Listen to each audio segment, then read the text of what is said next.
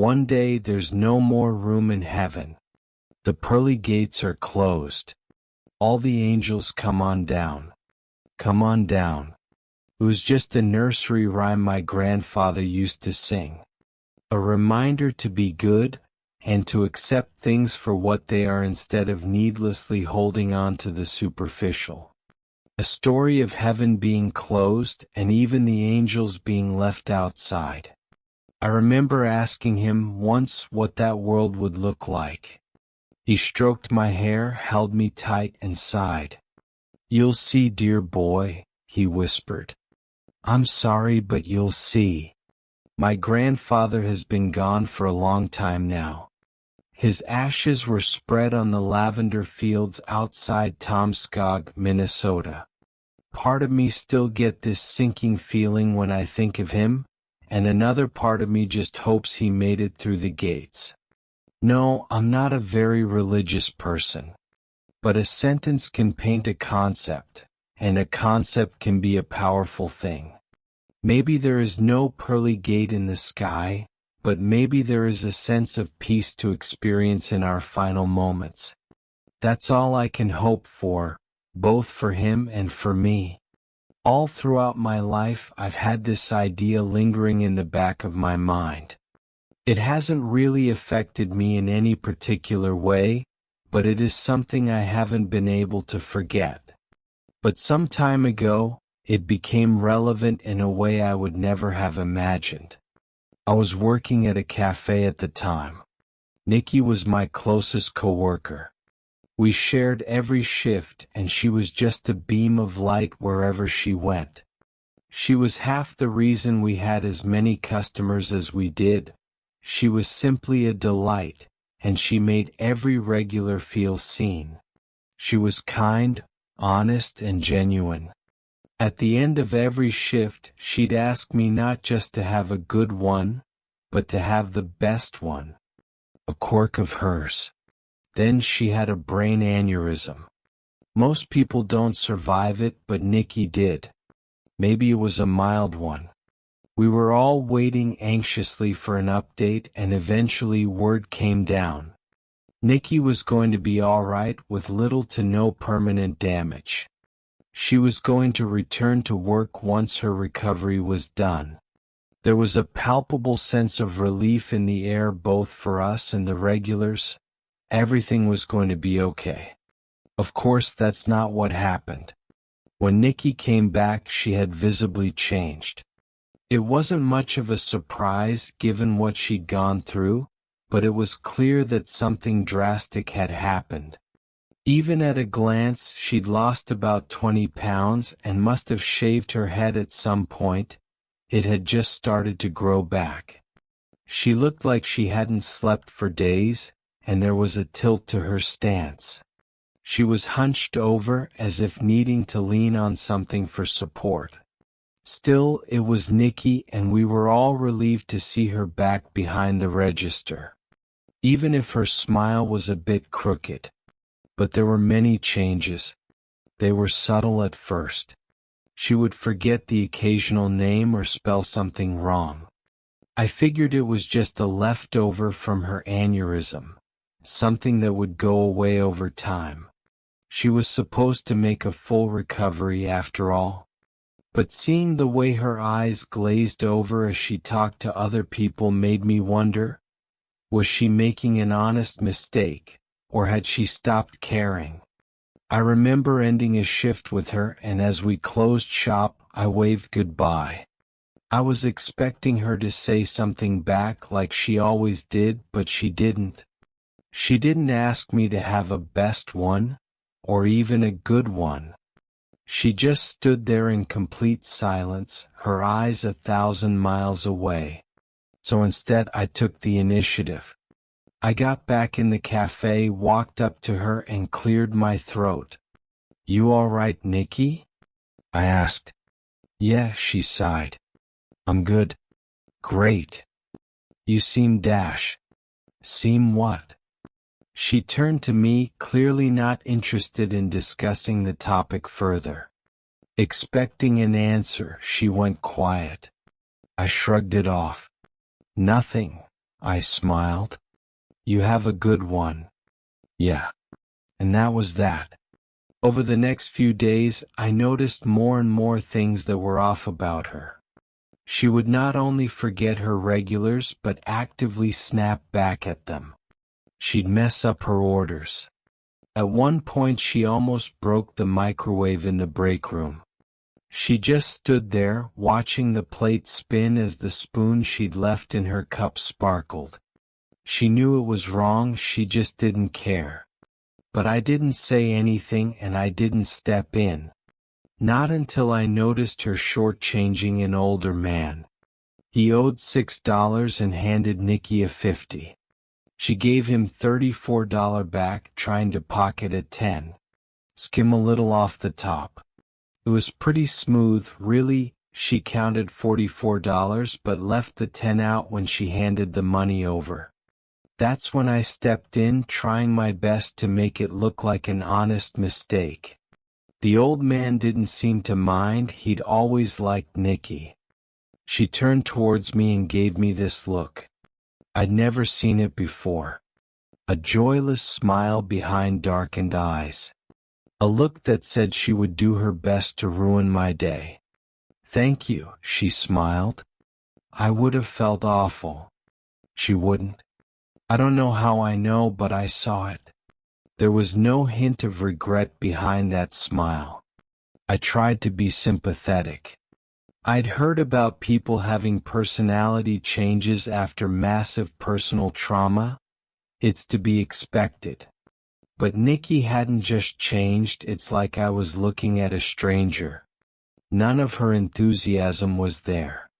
There was a callous disregard and even disgust towards the things that made her so wonderful to begin with. But that also gave me a frightening thought.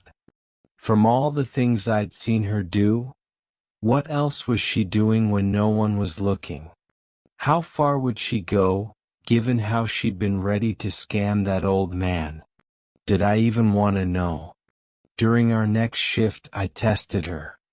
I'd come back at irregular times, checking in on her when she thought I wasn't looking. She'd be on her phone, leaving the freezer open, forgetting to lock the back door, and, strangest of all, smoking.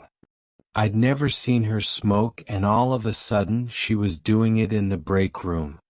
But the final straw was at the end of the workday, when I saw her pocket money from the register. It was a complete accident that I noticed. I'd gone back to get a napkin and caught her red-handed. We looked at one another across the room. Her face was like a brick wall, but I could see it tremble. It cracked to reveal that joyless smile and those unblinking dark eyes. "You didn't see what you think you saw," she said. "I think I did," I answered. "No, you didn't see shit." She approached me. Even her walk was different. She got within an arm's reach and put her hands on her hips, tossing an apron over her shoulder. "Who do you think you're talking to?" she smiled. "You think you know me? You think you know this person?" "Nikki, you gotta stop," I said. "This has to stop. This has to nothing," she laughed. "And you know why?" She leaned in close. I could hear her bite down as if forcing her jaw shut. Her voice was spiteful, angry, like she was holding back something terrible. "Because if I hear that you've said anything to anyone—" Nikki took a step back, letting her cheerful facade fall back into place. And with the same joyful smile as ever, she put up 2 fingers. Playful little scissors. Snip, snip. I talked to the manager the next day. I hadn't planned on it, but I couldn't stay quiet. I told her about the threats, the register, the change, the smoking, all of it. I tried to be clear that I cared about Nikki, but that she was harming the place, and herself. My manager didn't seem all too surprised. Apparently, others had taken notice as well. She was going to talk to Nikki later that day anyway. I just added fuel to the fire. I felt awful about it. But thinking back on that little snip snip. Yeah. No. I didn't even want to begin considering what she would be capable of. There was no way to know anymore. Whatever had happened to Nikki, it had made one thing certain. I had no idea who this person was anymore. She was let go soon after. I wasn't there for it, but my manager was visibly upset afterwards. She didn't want to talk about it, so I can only imagine what had been said behind closed doors.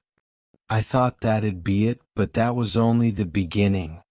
The morning of the first shift without Nikki, I was the first on site. Right outside the door was a pair of scissors neatly laid out. Next to them were a handful of sunflowers with their heads cut off. They'd been thrown to the side and left in the dirt, turning a bright blue in the process. Didn't know they did that. There was no doubt in my mind that this was a threat, and I could feel an unease settle in my stomach. An ever so light sweat crawled across my skin. Just as I was about to open the door, a thought washed over me. I checked under the handle, noticing a razor blade taped to the back. Had I pushed down on it, I would have cut a gash across my palm. I removed it and told my manager about it, but there was nothing we could do. The security cameras for the back area hadn't worked for months, something that Nikki knew all too well. Throughout the day, I couldn't help but to wonder what she was going to do next. Maybe nothing, maybe something downright violent. A threat could just be a threat, but there was something in me telling me that I should take it seriously. This wasn't Nikki anymore. If she was willing to do something this demented on day one, what was going to happen on day two? Of course, there were plenty of regulars who asked about her. Most expressed concern, and a couple of them were heartbroken. But what surprised me the most were the ones who were relieved. Apparently they'd seen something as well. "It's not her anymore," an older woman complained. "It's like she never really came back." Those words stuck with me. Like she never came back. It really felt that way. Sure, people can change, but people like Nikki? For the first time in years, it made me think back to my grandfather. The pearly gates are closed. All the angels come on down. Come on down. For the next few days, the threats were numerous and obvious. A pair of scissors left outside my door, this time accompanied by 2 chestnuts. By lunch we got a remote order for 3 bagels with the additional comment, "Keep it, it'll be your last meal." With every poke and prod I was reminded that there really was no telling with this woman. So yeah, unsurprisingly, my manager got the police involved. And from there it escalated, fast. They couldn't find Nikki. Her place was an abandoned mess. Her car had been impounded after being left in the open street. Her bathroom was spattered with drops of blood, seemingly her own, and she was nowhere to be found. We managed to convince the local sheriff that a patrol car ought to come by to check on the shop every hour or so, but us who worked there seemed to be fair game. There wasn't evidence that Nikki was the one behind it, even if everything pointed to it. Still, the threats were real and treated as such. Mostly. 3 days passed without any incident after that. I was beginning to calm down and, maybe, consider this over. There'd been no word of Nikki, and all signs pointed to her having left town. I came home from work, dropped my keys in the bowl, wiped my shoes and locked the front door. I stashed away some groceries and grabbed a Coke, leaning against the kitchen counter. It had been a long day and I had a chicken salad ready to make everything better. That and a guilty pleasure episode of Love is Blind. Don't judge. I stepped into the living room ready to settle in for the night, when I noticed something. The curtains of my living room window had been moved. I never opened those curtains. I lived on the first floor. I was sitting down when I turned my head towards the bedroom door. My phone was still on the kitchen counter. I couldn't see anyone, but I held my breath. I felt like a prey animal, hoping against hope not to be noticed if I just kept still enough. But no, Nikki noticed. The sound gave her away long before I saw her. The snip-snip of a pair of household scissors, followed by that joyless dead-eye grin peeking around the corner. I grabbed a vase from the coffee table and got to my feet. At first glance I couldn't tell it was Nikki. She'd not only cut her hair but parts of her face. There was a long slit in her nose reaching almost all the way up to her eyebrows. A couple more nips in her ears as well as her lip. She didn't seem to mind. If anything, it made her smile harder.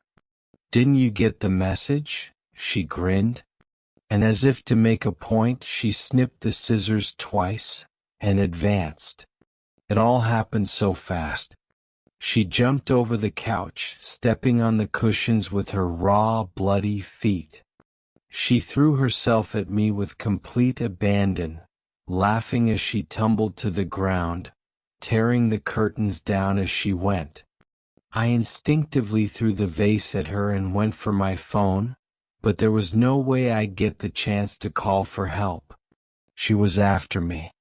Instead, I grabbed the first thing within reach, my salad knife. It struck her in the throat. Nikki recoiled, pulling out the knife. There was a spurt of blood cast across the white and sky blue kitchen tiles. She just got a bigger smile on her face as her eyes locked onto mine. "You still don't know who you're talking to." Her voice had turned to a sickening wheeze as air escaped the hole in her throat. She fumbled her way towards me as her body struggled to stay upright. She pointed the scissors at me. "You don't know." And with that she collapsed. I grabbed my phone, stepped over her, and tapped in the emergency service number. I was just about to press the call button when an immense pain exploded in my shoulder. Every nerve in the right half of my body felt like it had been set on fire. I dropped my phone as my fingers cramped, spinning around to see what had happened. There was a light drag coming from my shoulder. Something was stuck in it. Nikki was back on her feet as if nothing had happened, blood still pouring out of her neck. "I'm Kelly," she said in a cheerful tone, crossing her arms behind her back. "What's your name?" "What?" That's all I had the time to say before she attacked again. The scissors that had been lodged in my shoulder fell to the floor, and I ducked her attack to grab them. As I swung around, pushing myself up against the wall for momentum, I attacked her head-on, digging the scissors into her left eye. For a second she was quiet. Her breathing stopped. I could hear my own beating heart and see the pulse rushing through my hands. As a moment passed, she blinked. Her right eye unhindered, her left eye pushing against the steel of the scissors. I pushed her away. She should be dead. I'd buried those scissors deep. "Now I'm Emmett," she said. "You should be more careful." A completely different accent and demeanor. She stood up straighter. She adjusted herself, wiping the blood off her cheek. It didn't help. She was bleeding profusely, which seemed to annoy her. She pulled the scissors out, giving me a confused look with her one healthy eye. "Are we killing one another?" She came at me again. I cut her with the shards of my broken vase. Then she said she was Morgan. I cut her with the broken glass from a fallen portrait, and all of a sudden she was Lillian. I don't know how many times she cut me back. My arms got cut to ribbons, and she managed to get a slice across my cheek that just barely missed going into my ear. I stabbed her over and over with everything I could find, taking out her eyes, throat, heart, lungs. Her stomach looked like a knife block, and still she was coming at me. "I'm Roy," she gargled. "You're gonna love me." She seemed to literally grow. Her arms extended, her legs bending at unnatural angles, snapping to attention as her bones settled into her sockets. She ripped off the power cable from a nearby lamp, biting it loose. She didn't care that it cost her 3 teeth. She wrapped the cable around her hands, ready to strangle. Another tooth drooled its way out of her mouth as I was cornered in the bedroom. I tripped over a chair I kept by the bed, breaking it. An old wooden chair that pretty much came with the apartment. I ended up on my back, looking up at Nikki as she came at me with a childlike enthusiasm. A blood-dripping tongue panting with enthusiasm. I managed to get under the bed, but she wrapped the cable around my foot, dragging me back out, kicking and screaming. She was squeezing my ankle so hard I thought it was gonna pop off. Then a siren. The neighbors must have called the police. As Nikki turned her head, I grabbed a chair leg. Heaving myself forward, I managed to get a solid smack across her jaw, causing her to topple over. Pressing my advantage, I crawled on top of her, smacking her with the chair leg over and over and over. "I'm Mark," she'd say. "I'm Hannah. I'm Benny. I'm Nora." I couldn't stop, and neither could she. She kept coming back. Even after the structure and musculature of her face turned to mush, she kept going. Long after her words had turned to sounds, I dropped the chair leg. She was barely even twitching, making some ungodly gagging noise. I didn't even notice I was screaming. Maybe I had been screaming that whole time. It's as if a soul settled back into my body, bringing my actions into perspective. I'd been beating her to death, but death it wouldn't come. I could hear sirens coming closer as I wept. 2 of her fingers carefully stroked the palm of my left hand as she opened her mouth. And with a Herculean effort, she turned her blind face towards me. "They're nothing," she gargled. "They're nothing." And as those empty eyes locked into mine, she said her final words. "Come down." The police broke down the door and pulled me away. I barely even remember where they took me. I was so dissociated that I only remember the lights. A dark corridor. A bright ambulance. A flashlight checking my eyes. Distant voices. Introductions. "I'm nurse this. I'm doctor that. Officer. Sheriff." All asking 1,000 questions at once, and only one stood out. "Do you understand?" And no, I didn't. They ruled it as a psychotic self-defense episode brought on by harassment and mania. There were investigations, evaluations, sessions, everything. I think there was a Dr. Bogan somewhere in there. It passed in a blur. I don't think I could think straight for well over a month after that attack. It's like it uprooted something deep and disturbing within me. But over time, well, what else can you do but to live? That's what I did. Now people know me around town as the guy who survived a home invasion brought on by some kind of stalker woman. I'm okay with that narrative. I don't want to consider what they really ought to call me. What even am I? What was she? I have to stop calling her Nikki. Nikki was long gone. Maybe she never came back to begin with. The scars are still there, but they don't bother me anywhere near as much as those final words. As that eyeless face looked my way, choosing the words that I know only one person would pick. Come on down.